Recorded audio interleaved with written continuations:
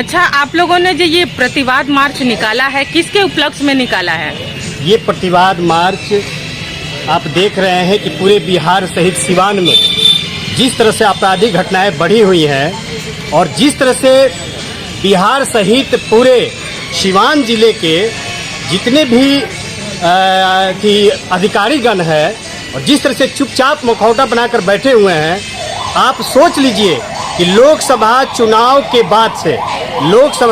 के बाद से पूरे सिवान जिले में 19 जगह गोलीबारी हुई है। 19 जगह पर नौजवानों को, अन्य लोगों को अपराधियों ने अपने गोली का शिकार बनाया है, जिसमें 12 लोगों की हत्या हुई है। लेकिन अभी तक एक भी किसी अपराधी का गिरफ्तारी नहीं हुआ है।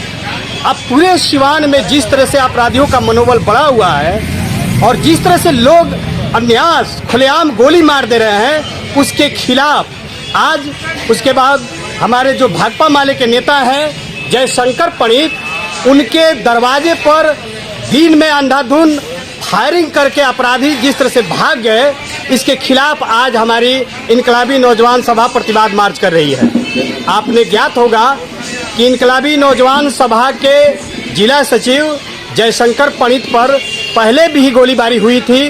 उनको हत्या के नियत से उन पर गोली चलाया गया था।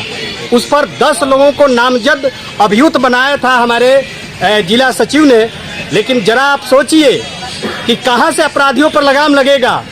10 लोग उसमें नामजद थे, उसमें से 4 लोगों को यहाँ के वरीय पदाधिकारी ने, जिला के पदाधिकारी ने 4 लोगों के जो अपराधी हैं उनको नाबालिग घोषित करके उनका नाम निकाल दिया।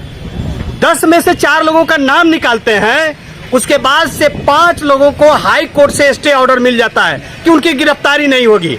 अब जरा बताइए कि जहां अपराधियों को नकेल कसने के लिए सिवान एसपी को, वहां के थाना प्रभारी को उन पर लगाम लगाने की जरूरत थी, वहां सत्ता के संरक्षण, यहाँ के स्वर्ण सांप्रदायिक जो ताकतें हैं उनको सत्ता के संरक्षण में जिस तरह से सिवान के प्रशासन की मदद कर रही है, आप स्वयं देख रहे हैं कि 10 में से 9 लोगों को उन्होंने गिरफ्तारी पर रोक लगा दिया, 4 लोगों को बरी कर दिया जिन्होंने डायरेक्ट गोली मारा था।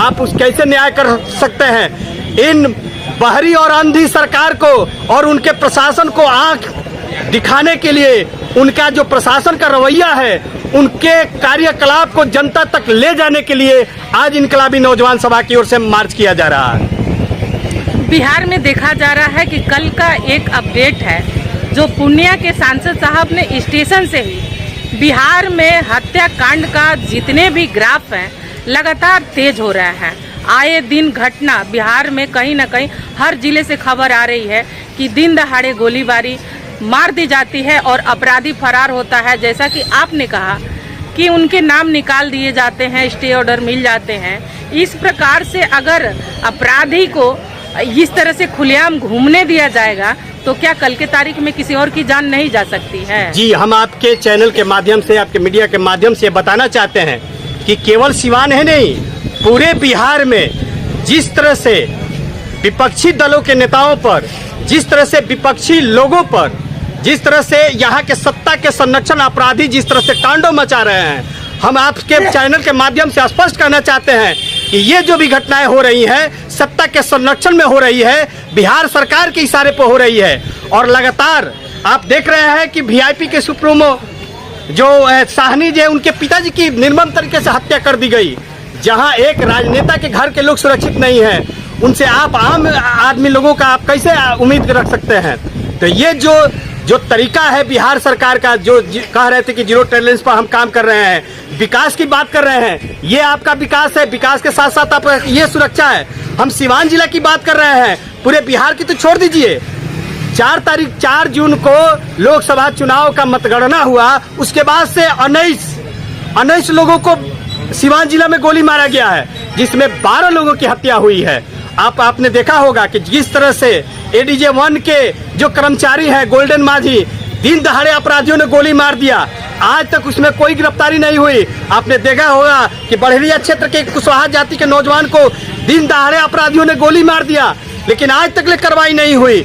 ये साफ इशारा कर रहा है कि जो लोग विपक्ष के भूमिका में थे, सरकार आने वाले चुनाव में, विधानसभा के चुनाव में विपक्ष को डराना चाहती है। भाजपा और नीतीश कुमार के सरकार का यही चाल है कि विपक्ष में जो भी लोग बोलते हो, विपक्ष में लोग बैठते हो, वो गांव के लोग हो, नौजवान हो, छात्र हो, किसान हो, उनको टारगेट किया जा रहा है। हम आपके चैनल के माध्यम से स्पष्ट करना चाहते हैं कि इस समय जिला प्रशासन की पूरी तरह से मिली भगत है, क्योंकि गोल्डन माझी की जब हत्या हुई थी, बीच चौराहे पर नौजवान अपराधियों ने गोली मार दिया था, तो 5 घंटे तक अब पुलिस प्रशासन के लोग वहां नहीं गए। लास्ट तक यहाँ भी हुआ कि सदर अस्पताल में उनकी हत्या को एक्सीडेंट बनाने की कोशिश किया गया।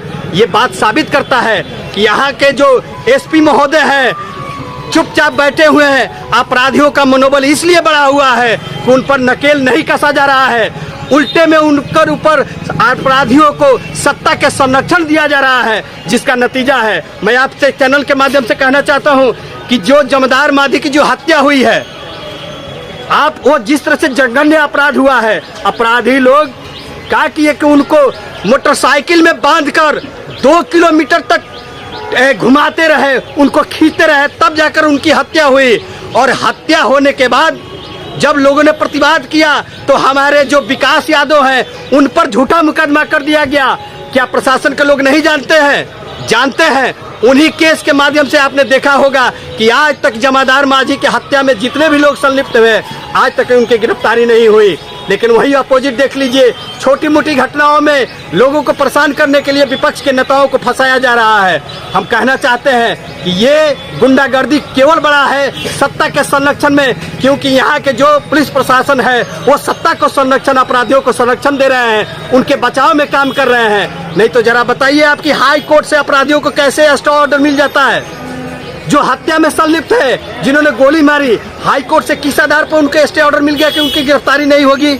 इसलिए कि यहाँ के प्रशासन के लोगों ने उनके केस के डायरी में हर हाल में उनको मदद पहुंचाने का कार्य किया है। ऐसे गूंगी बहरी सरकार को क्या कहेंगे? गूंगी बहरी सरकार को ही सुनाने के लिए हम जनता की अदालत में आए हैं कि जब यहाँ के प्रशासन के लोग, यहाँ के जिला प्रशासन के लोग, यहाँ के बिहार की सरकार जब इस तरह के अपराधियों पर नकेल कसने में सक्षम हो जाएगी, तो निश्चित तौर पर हम लोग जनता के बीच में उतरकर आंदोलन करने का काम करेंगे।